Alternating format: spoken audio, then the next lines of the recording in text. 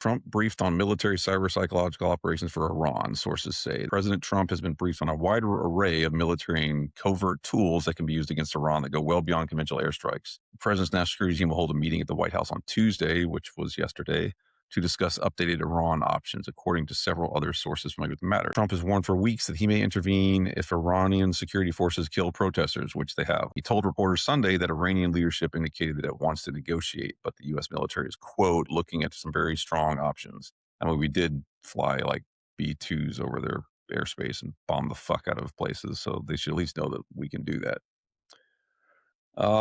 Air power and long-range missiles remain central to any potential military response in Iran, but Pentagon planners have also presented cyber operations options, which, if you haven't noticed what's going on over there, like the internet has been shut off, so there's some other questions to be asked here.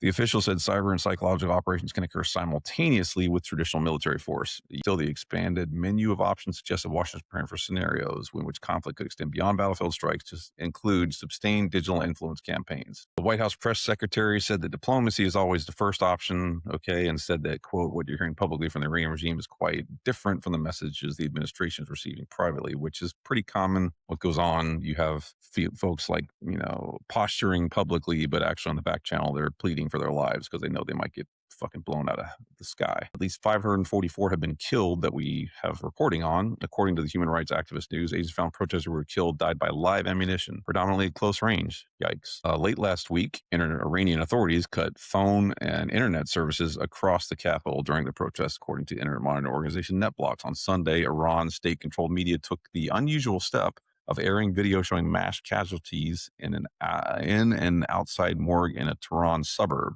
a move that may have been an attempt to show sympathy to protesters suggests that radical actors inspired by messages of support are behind the violence, not the Iranian government.